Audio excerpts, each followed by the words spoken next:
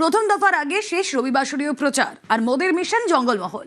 প্রথম দফার আগে জঙ্গলমহলে প্রচার আর জঙ্গলমহলের চার জনসভা রয়েছে নরেন্দ্র মোদীর। রাতেই দুর্গাপুরে নরেন্দ্র মোদী, আজ পুরুলিয়া বাঁকুড়ার বর্জরায় সভা, ঝাড়গ্রাম পশ্চিম মেদিনীপুরের বেলদাতেও সভা করবেন মোদী। আজ প্রধানমন্ত্রী নরেন্দ্র মোদীর কি কি কর্মসূচি রয়েছে আরও ডিটেলে জানাবেন প্রতিনিধি সুস্মিতা।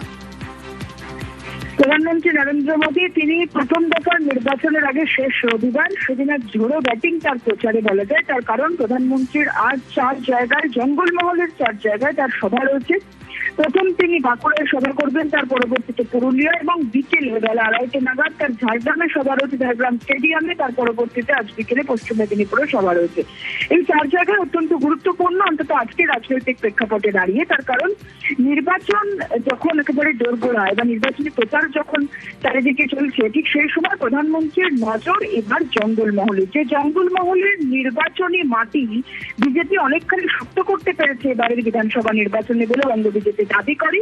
সেই জঙ্গলমহলে যে প্রধানমন্ত্রী নরেন্দ্র মোদী তিনি আজ প্রচারে আসবেন এবং উল্লেখযোগ্যভাবে পুরুলিয়া, বাঁকুড়া এবং ঝাড়গ্রাম এই তিনটিকেই মূলত বিজেপি তার ঝুলিতে বেশি করে জেতার আসন সংখ্যা বাড়াতে চাইছে এবং এই 3টি জায়গায় প্রধানমন্ত্রী নরেন্দ্র মোদী থেকে কেন্দ্রীয় যারা নেতৃত্ব তারা এবং রাজ্য নেতৃত্ব তারা বারংবার বাড়তি নজর দিয়েছে এবং ঝাড়গ্রামের 4টি কেন্দ্র থেকে তারা কতগুলি আসন যে ঝুলিতে আনতে পারে, বাঁকুড়া, পুরুলিয়া, যে জায়গাগুলিতে আজকে প্রধানমন্ত্রী মূলত তার প্রথম দফায় এবং দ্বিতীয় দফায় আজকে গোটা দিনে তিনি সভা করবেন, সেই জায়গাগুলিতে তিনি কি পেট্টাপ দেন সেটি আজকে অত্যন্ত নজরে রাখার মতো। এবং এই জঙ্গলমহলের থেকে জঙ্গলমহল বা আদিবাসী সমাজের উন্নতি প্রকল্পে বিজেপি বারংবার তার ম্যানিফেস্টো বা তার সংকল্পপত্র এবং তাদের যে সমস্ত বার্তা সেখানে বারবার উঠে এসছে আদিবাসী ভোটে বা আদিবাসীদের দিকে তাদের নজর দেওয়ার কথা।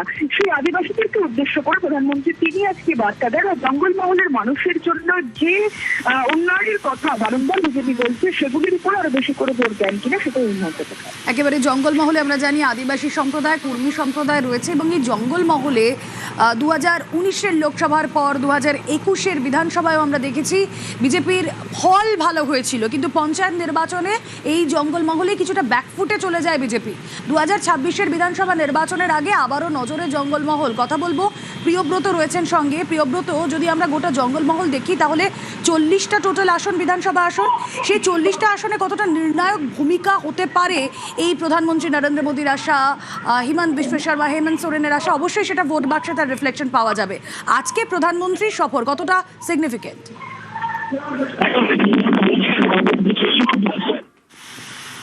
না প্রিয়ব্রত, তোমার ভয়েস ব্রেক করছে। আজ পুরুলিয়া, বাঁকুড়ার বর্জরায় সভা রয়েছে। আপনারা যে ছবি দেখতে পাচ্ছেন, এসে পৌঁছচ্ছেন নরেন্দ্র মোদী। ঝাড়গ্রাম পশ্চিম মেদিনীপুরের বেলদায় সভা রয়েছে তার। মোদীর মিশন জঙ্গলমহল।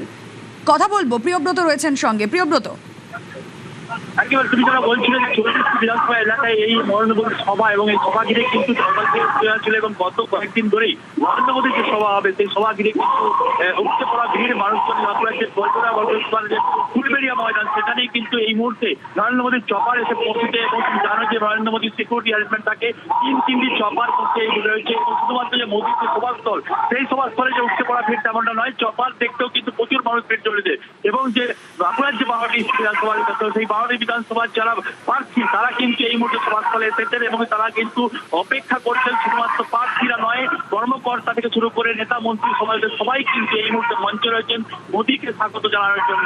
এর পাশাপাশি মানুষের যে জঙ্গলমহল এলাকার যে 12টি বিধানসভা সহ এই যে বাঁকুড়া 40টি বাঁকুড়া সহ বিভিন্ন যে জঙ্গলমহল 40টি বিধানসভা এলাকা সব জায়গার মানুষ কিন্তু মোদীকে দেখতে এই মুহূর্তে। ওকে, আমাদের নজর থাক।